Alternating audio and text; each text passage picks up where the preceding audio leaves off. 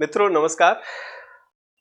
मैं और आप 5G टेक्नोलॉजी का मजा ले रहे हैं और बिना रुके 8K या 4K वीडियो को देखकर खुश हो रहे हैं। लेकिन अगर अगर मैं कहूं आपसे कि 5G छोड़िए, हमारे पड़ोसी देश चीन ने 10G इंटरनेट स्पीड डेवलप कर ली है, जो हमारी 5G टेक्नोलॉजी से 100 गुना ज्यादा तेज काम करता है। तो आपको कैसा लगेगा? वीडियो का टाइटल पढ़कर आपको लगा होगा कि 10G कहने के पीछे मेरा तात्पर्य शायद आपको डराना है, लेकिन ऐसा नहीं है। असलियत अगर आप जानेंगे तो आपको शौक लगेगा ये जान करके कि यहां बात सिर्फ इंटरनेट स्पीड की नहीं है। एक ऐसी टेक्नोलॉजी की बात कर रहा हूं जो भविष्य के युद्धों से लेकर के इकोनॉमी तक सब कुछ बदलने की ताकत रखता है। इस दौड़ में हम बहुत धीमी गति से कार्य कर रहे हैं और इसलिए डे बाय डे हम पिछड़ते जा रहे हैं।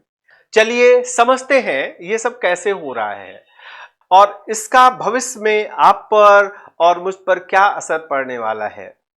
तो मित्रों नमस्कार, आप देख रहे हैं रुद्र आईएएस और मैं हूं सीएम मिश्रा। सबसे पहले तो एक बात साफ कर दूं कि हम यहां किसी मोबाइल के 6G, 7G या भविष्य के 10G की बात नहीं कर रहे हैं। यह एक वायर्ड ब्रॉडबैंड नेटवर्क टेक्नोलॉजी है जिसे चीन ने अप्रैल 2025 में दुनिया के सामने रखा है। अगर हम इसके स्पीड की बात करें तो इस नेटवर्क पर डाउनलोड स्पीड लगभग 9834 एमबीपीएस तक पहुंचती है और अपलोड 1008 यानी 1008 एमबीपीएस तक की है। आज भारत में औसतन इंटरनेट स्पीड 60 से 70 एमबीपीएस के बीच है। इसका मतलब यह हुआ कि चीन का ये नया नेटवर्क भारत की औसत वायर्ड इंटरनेट स्पीड से 160 टाइम्स ज्यादा तेज है। सोचिए, अगर 20 GB की 4K फिल्म जिसे डाउनलोड करने में अभी आपको शायद घंटों लग जाते हैं, वो इस नेटवर्क पर यानी 10G के नेटवर्क पर केवल 20 सेकेंड्स में डाउनलोड हो जाएगी। एक बहुत भारी 90 GB की 8K वीडियो फाइल सिर्फ 1 मिनट में आपके डिवाइस में होगी। इस नेटवर्क की लेटेंसी यानी डेटा को एक पॉइंट से दूसरे पॉइंट तक ले जाने में लगा समय सिर्फ 3 मिली सेकेंड है, यानी रियल टाइम कम्युनिकेशन, वो भी बिना पलक झपकाए। चीन ने इसे किसी आम शहर में नहीं बल्कि इसकी शुरुआत सियोंग आन नामक शहर में की है, जो चीन के भविष्य की स्मार्ट सिटी बनने जा रही है। यह कोई छोटा मोटा टेस्ट नहीं है, यह एक बहुत बड़ी और सोची समझी रणनीति का हिस्सा है। चीन अपने भविष्य के शहरों की नींव आज ही रख रहा है, एक ऐसी नींव जिस पर दौड़ने वाली टेक्नोलॉजी के बारे में हम और आप अभी सिर्फ बातें ही कर सकते हैं। इसमें कोई शक नहीं है कि हमने यानी भारत ने डिजिटल दुनिया में एक लंबी छलांग लगाई है। 5G आने के बाद तो हमारी मोबाइल इंटरनेट स्पीड रॉकेट जैसी बन गई है। मोबाइल स्पीड की ग्लोबल रैंकिंग में हम 119वें पायदान से सीधे खिसक कर 26वें पायदान पर आ गए। यह बहुत बड़ी उपलब्धि है। हमारी औसत मोबाइल डाउनलोड स्पीड 136 एमबीपीएस को भी पार कर गई है। आज दुनिया में सबसे ज्यादा मोबाइल डेटा भारत में यूज किया जा रहा है। ये आंकड़े सुनने में बहुत अच्छे लगते हैं और हमें इन पर गर्व होना चाहिए, लेकिन कहानी का एक दूसरा पहलू भी है जो असली चिंता की वजह है। जब हम इस रेस की तुलना चीन के 10G नेटवर्क से करते हैं तो हमें मोबाइल की नहीं, फिक्स्ड ब्रॉडबैंड की तुलना करनी होगी। क्योंकि चीन का नेटवर्क भी वायर्ड है। यहां आकर सारी तस्वीर बदल जाती है। जैसे मैंने बताया, भारत की औसत फिक्स्ड ब्रॉडबैंड स्पीड 60 से 70 एमबीपीएस के आसपास है और दुनिया में हमारी रैंकिंग 80 से 100 के बीच अप डाउन होती रहती है। अब आप खुद सोचिए, कहां चीन की 9834 एमबीपीएस की स्पीड और कहां हमारी 60 से 70 एमबीपीएस की स्पीड। ये गैप बहुत बड़ा गैप है। ये सारी टेक्नोलॉजी का जो डिफरेंस है वो एक दिन में नहीं आया है। ये सब डेवलप करने में कई साल लग गए हैं। ये कुछ ऐसा ही है जैसे बुलेट ट्रेन का मुकाबला बैलगाड़ी से हो रहा हो। जब हम अपनी ब्रॉडबैंड स्पीड को दुगना या तिगुना करने के बारे में सोचेंगे, तब तक चीन हमसे 20 कदम आगे निकल चुका होगा। अब सवाल यह है कि चीन आखिर यह सब कैसे कर रहा है। चीन की यह कामयाबी कोई एक रात का चमत्कार नहीं है। इसके पीछे दशकों की मेहनत है, जबरदस्त प्लानिंग है और एक दृढ़ इच्छा शक्ति के साथ साथ अरबों खरबों डॉलर का इन्वेस्टमेंट यानी निवेश है। इसके 3 मुख्य कारण हैं। सबसे पहला कारण सरकार का विजन।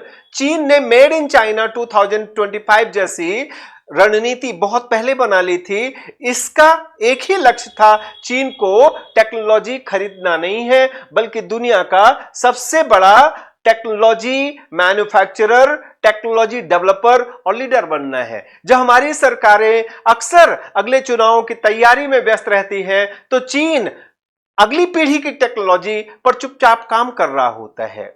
यह एक देश का लॉन्ग टर्म प्लानिंग है। चीन के इस डेवलपमेंट के पीछे जो दूसरी बड़ी वजह है, वो वजह है इसका इकोसिस्टम। 10G नेटवर्क इस छोटी मोटी कंपनी का प्रोजेक्ट नहीं है। इसके पीछे हुआवे जैसी दुनिया की सबसे बड़ी टेलीकॉम उपकरण बनाने वाली कंपनी और चाइना यूनिकॉम जैसी सरकारी टेलीकॉम कंपनी काम कर रही है। चीन सिर्फ नेटवर्क नहीं बना रहा है, वो उस नेटवर्क पर चलने वाले devices, software, artificial intelligence application भी खुद ही बना रहा है। एक भी कंपोनेंट बाहर से इंपोर्ट नहीं किया जा रहा है। ओके, तो पूरा इकोसिस्टम, चाहे वो हार्डवेयर का हो चाहे वो सॉफ्टवेयर का हो, चीन खुद से खड़ा कर रहा है, खुद से तैयार कर रहा है। और इस सक्सेस के पीछे तीसरा महत्वपूर्ण कारण है, राइट जगह पर focus on the right place. चीन ने अपनी पूरी ताकत ऐसी टेक्नोलॉजी के डेवलपमेंट में झोंक दी है जिन्हें हम फ्यूचर की टेक्नोलॉजी कह सकते हैं, चाहे वो क्वांटम कंप्यूटिंग की टेक्नोलॉजी हो, चाहे आर्टिफिशियल इंटेलिजेंस की टेक्नोलॉजी हो, चाहे वो ब्रॉडबैंड टेलीकम्युनिकेशन की टेक्नोलॉजी हो।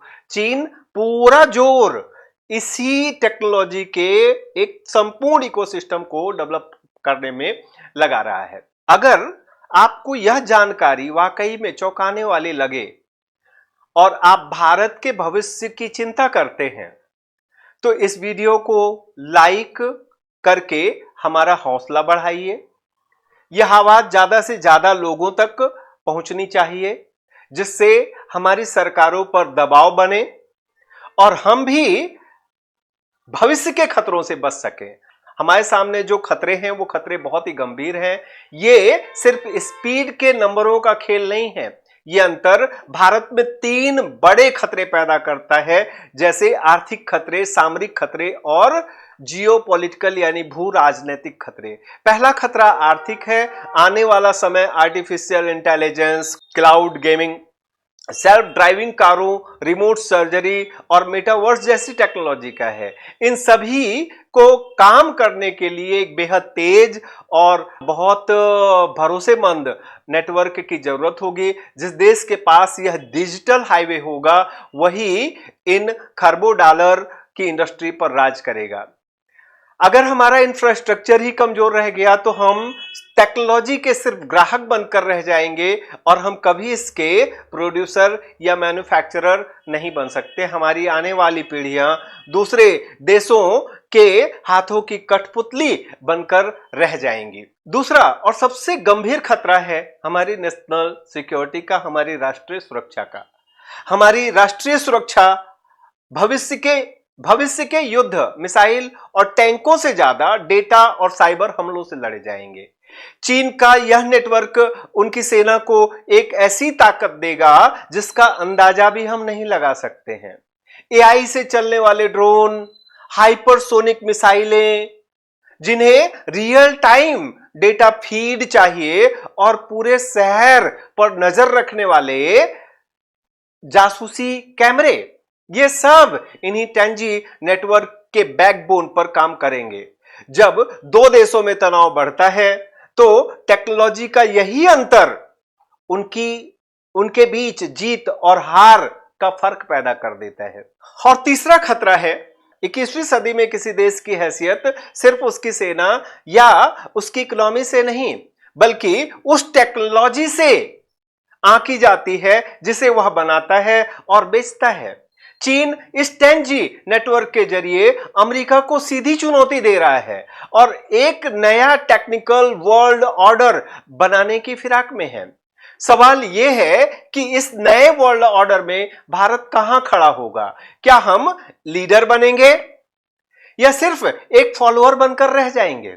तो मित्रों, यह वास्तव में चिंता का विषय हो सकता है, लेकिन हमें यहां बहुत निराश होने की जरूरत नहीं है। उम्मीदें अभी बाकी हैं। सवाल यह नहीं है कि क्या भारत मुकाबला कर सकता है। भारत के पास दुनिया के सबसे होनहार युवा हैं। हमारे स्टार्टअप्स दुनिया में सबसे बेहतरीन तरीके से काम कर रहे हैं और हमारे अपनी काबिलियत के बल पर पूरी दुनिया में अपना झंडा गाड़ रखा है। हमें अपने नींव, अपना बैकबोन, अपना ग्राउंड मजबूत करना होगा, अपना बेस मजबूत बनाना होगा।